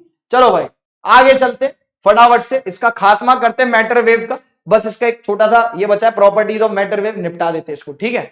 देखो क्या लिखा है, प्रॉपर्टीज ऑफ मैटर वेव्स। बहुत ज्यादा आसान है। मैटर वेव यानी डी ब्रोगली वेव्स की प्रॉपर्टीज लिखा हुआ है।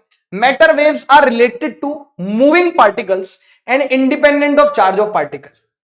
मैटर वेव्स मैंने आपको बताया था कि चाहे पार्टिकल चार्ज हो या अनचार्ज हो, मैटर वेव दोनों की आ सकती है। इसका मतलब वो इस बात पर निर्भर नहीं कर रहा कि पार्टिकल चार्ज है या नहीं। हाँ, डी ब्रोगली वेवलेंथ पार्टिकल के चार्ज पर निर्भर करेगी, लेकिन उससे एसोसिएटेड कोई वेव होगी, ये इस बात पर निर्भर नहीं कर रहा है कि वो चार्ज है या नहीं चार्ज है। क्योंकि अगर इस बात पर निर्भर करता कि मैटर कि भाई उससे एसोसिएटेड कोई वेव होगी कि नहीं, कि वो चार्ज होगा तभी, तो न्यूट्रॉन की कैसे आ जाती, है ना? D Broglie wavelength, matter wave कैसे आ जाती, गैस मॉलिक्यूल्स की कैसे आ जाती? तो बोल रहा है कि मैटर वेव्स किससे रिलेटेड है? मूवमेंट से रिलेटेड, मूविंग पार्टिकल, और ये निर्भर नहीं करता चार्ज ऑफ पार्टिकल पर, ठीक है? अब देखो क्या लिखा हुआ है, बहुत इंपॉर्टेंट चीज। एक सेकंड, पहले बेसिक सी चीज पढ़ लेते। They are different from EM waves. अब कई लोगों को क्या लगता है कि ईएम वेव्स ही होती है। ईएम वेव्स और मैटर वेव्स में उतना ही फर्क है जितना करीना और कैटरीना में, है ना? जितना आलू और भालू में, जितना दिन में और रात में। मैटर वेव्स और ईएम वेव्स एकदम अलग अलग हैं। बोलो ठीक? Yes sir. अब गुरुजी पॉइंट क्या सुनना, डी ब्रोगली ने बोला ड्यूअल नेचर होता है, लेकिन ड्यूअल नेचर कैसा होता है सुनो। The wave and particle nature of moving bodies are mutually exclusive. Mutually exclusive, exclusive मतलब या तो किसी बॉडी का सिर्फ और सिर्फ कैसा नेचर होगा, पार्टिकल नेचर होगा, पार्टिकल नेचर देखेंगे तो वेव नेचर नहीं देखेंगे, और या तो किसी मैटर का वेव नेचर होगा, और वेव नेचर होगा तो पार्टिकल नेचर नहीं होगा। मतलब दोनों एक साथ एग्जिस्ट नहीं करेंगे। ड्यूअल नेचर का मतलब है ये दोनों नेचर आपस में म्यूचुअली एक्सक्लूसिव। एक्सक्लूसिव का मतलब या तो पार्टिकल नेचर या तो दोनों हो सकते हैं पर साथ में नहीं होंगे। अरे दोनों हो सकते हैं बट दैट डजंट मीन कि साथ में होंगे, साथ में नहीं होंगे, है ना? समझ में आगे के बाद, मतलब जब पार्टिकल नेचर है तो वेव नेचर नहीं, और जब वेव नेचर है तो पार्टिकल नेचर नहीं। मतलब यूं कह लो 100 बात की एक बात, कुल जमा बात यह है कि पार्टिकल नेचर है तो वेव नेचर नहीं, और वेव नेचर है तो पार्टिकल नेचर नहीं। बोल रहा था wave and particle nature of moving bodies are mutually exclusive, that is they can never be observe at the same time. वही जो मैं कह रहा हूं, दोनों साथ में नहीं हो सकते, ठीक है? अगला, अब सुनो अगला, इसका मैं एग्जांपल भी बताऊं गुरुजी, इसे एग्जांपल देके बताना, है ना, कि किसका पार्टिकल नेचर है किसका वेव नेचर, कैसे देखे भाई बताएगा नेक्स्ट स्लाइड पे। इधर देखो, in ordinary situation D Broglie wavelength is very small. Usually मान लो मैं आपको उठा के फेंक दूं हवा में, आपके पास मोशन है, आपके पास मोमेंटम है, फिर मैं आपकी डी ब्रोगली वेवलेंथ कैलकुलेट करूं, तो ऑर्डिनरी रियल लाइफ सिचुएशंस में, रियल लाइफ बॉडीज में मैक्रोस्कोपिक, मैक्रो मतलब जो बड़ी बड़ी चीजें हैं, जो ऑब्जेक्ट हो गए, आप हो गए, मैं हो गया, माइक्रोस्कोपिक मतलब इलेक्ट्रॉन, प्रोटॉन और ये न्यूट्रॉन, इस तरीके से मैक्रोस्कोपिक रियल लाइफ चीजें ऑर्डिनरी सिचुएशन में डी ब्रोगली वेवलेंथ बहुत स्मॉल आती है, बहुत छोटी आती है, is very small, and wave nature of matter can be ignored. अच्छा, मतलब ये कि जो इतनी बड़ी बड़ी बॉडीज है, मैंने आपको उठा के फेंक दिया, आप साइकिल चला के कहीं जा रहे हो, आप बाइक चला रहे हो, आप दौड़ रहे हो, आप चल रहे हो, हैं, आपने गेंद फेंक दी, तो in ordinary situation, real life situation, macroscopic चीजें, ये जो डेली लाइफ ऑब्जेक्ट्स है, इनका वेव नेचर इग्नोर किया जा सकता है। बाकी क्या क्राइटेरिया हो तुम्हारा भाई बताएगा, टेंशन वाली बात नहीं। तो कह रहा है ऑर्डिनरी सिचुएशन में डी ब्रोगली वेवलेंथ बहुत छोटी होती है, बहुत ही छोटी होती है। अरे छोटी वेवलेंथ हो क्या? यस, छोटी वेवलेंथ है रियल लाइफ सिचुएशन में, ऑर्डिनरी सिचुएशन में डी ब्रोगली वेवलेंथ स्मॉल है और वेव नेचर इग्नोर किया जा सकता है। वो कैसे इग्नोर करेंगे तुम्हारा भाई बताएगा। पहले आप ये सारे पॉइंट्स देख लो, फिर अपन आगे चलते हैं। बोलो रे बेटा यस सर। अब देखो, अभी मैं आपको एकदम जो है फील करवाता हूं कि कैसे विजुलाइज करें, कैसे पता करें कि किसका वेव नेचर लेना और किसका वेव नेचर इग्नोर करना है। जिसका वेव नेचर लेंगे उसका पार्टिकल नेचर नहीं लेंगे, और जिसका पार्टिकल नेचर लेंगे उसका वेव नेचर नहीं लेंगे। एग्जांपल के तौर पे यहां पे एक बेसबॉल यानी गेंद मान लो, क्रिकेट की बॉल मान लो, एक गेंद मान लो, बेसबॉल हो गई, और एक हो गया इलेक्ट्रॉन, अब देखते हैं कि भाई अब देखते हैं कि भाई किसका कौन सा नेचर इग्नोर करना है, किसका कौन सा नेचर कंसीडर करना है। जिसका वेव नेचर इग्नोर करेंगे उसका पार्टिकल नेचर आ जाएगा, जिसका पार्टिकल नेचर इग्नोर करेंगे उसका वेव नेचर आ जाएगा। तो सुनो, ऐसी रैंडमली, रैंडम, ये सब याद नहीं रखना है, ये तो मैं तुमको फील दिला रहा हूं। क्या दिला रहा हूं? क्या दिला रहा हूं? फील दिला रहा हूं। क्योंकि यार मैंने तुमको शुरुआत में ही कहा था जब ये बैच शुरू हुआ था कि पूरी फिजिक्स फील के साथ पढ़ेंगे, मस्ती मजाक मीम्स के साथ पढ़ेंगे, कोई भी चीज स्किप किए बिना। फील ले लो, फील वाले, फील ले लो। तो बेसबॉल का मास ऐसे रैंडमली कुछ तो भी मास ले लिया, क्या फर्क पड़ता है, कौन सा हमें याद करना है ना। मास ले लिया 138 ग्राम, स्पीड ले ली 30 मीटर पर सेकंड, एक बेसबॉल को फेंक दिया, ठीक है, 30 मीटर पर सेकंड से। ओके, मान लो एक इलेक्ट्रॉन है, उसका मास हो गया 9.1 इंटू 10 की पावर -31 की, जितना छोटा मास। अब भाई इलेक्ट्रॉन की स्पीड ऐसी छोटी मोटी थोड़ी होगी, इलेक्ट्रॉन की स्पीड तो अच्छी खासी होगी। इलेक्ट्रॉन की स्पीड ली 3 इंटू 10 की पावर 6 मीटर पर सेकंड। अब हमने इन दोनों का डीप ये कैलकुलेशन ले लिया, मतलब मास ले लिया, वेलोसिटी ले लिया और इनका डी ब्रॉगली वेवलेंथ निकाला।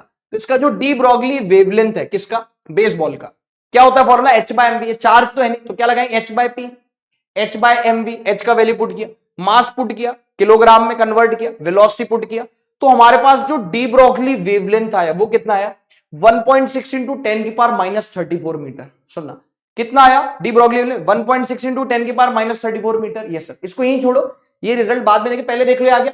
अब इधर की तरफ रुख करते, यहां पे लगाया लैम्डा बराबर h/mv। अब यहां पे आपको है तो इलेक्ट्रॉन, पोटेंशियल डिफरेंस वगैरह नहीं दे रखा, तो आपने तो सिंपल सोबर फॉर्मूला लगा दिया, कौन सा, h/p यानी h/mv।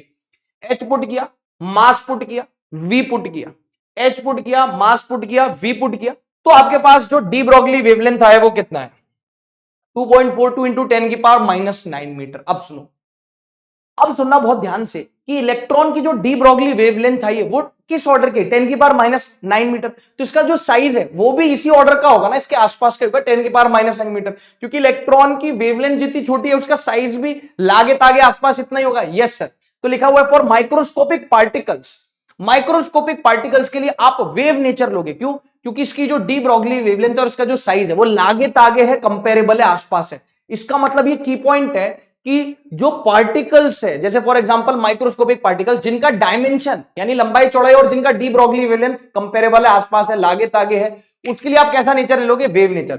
For microscopic particles wave characteristic can be observed, wave characteristic can be observed and particle nature can be ignored. कैसा नेचर इग्नोर कर सकते हैं, particle nature can be ignored. Yes sir, Davisson Germer experiment ने prove किया था experimentally कि electron का कैसा नेचर होता है, वेव नेचर होता है। ये डेविसन जर्मर ने प्रूव किया था, इलेक्ट्रॉन का कैसा नेचर होता है, वेव नेचर। जी हाँ, तो की पॉइंट हो गया, माइक्रोस्कोपिक छोटे छोटे पार्टिकल्स के लिए जिनका डी ब्रॉगली वेवलेंथ उनके डायमेंशन यानी लंबाई चौड़ाई के कंपेरेबल है, आसपास है, लागे तागे, उसके लिए हम कैसा नेचर लेंगे, वेव नेचर लेंगे। और वेव नेचर लिया तो पार्टिकल नेचर नहीं लेंगे। तो क्या लिखा है, for microscopic particles wave characteristics can be observed. अब सुनो, यही नहीं, अभी और सुनिए।